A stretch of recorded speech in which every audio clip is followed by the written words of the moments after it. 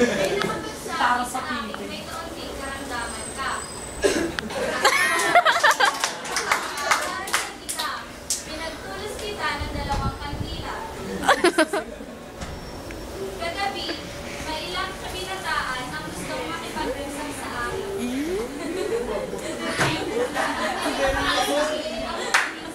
Bagay mo, Berry.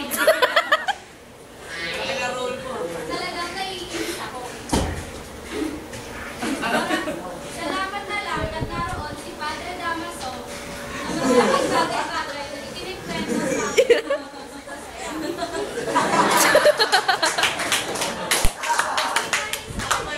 Kapag nagsara na lang ako ng bato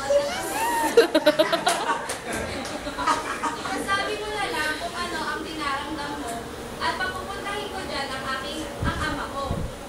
Ipinadala ko ang place upang ipagtimplahan ng tsaa.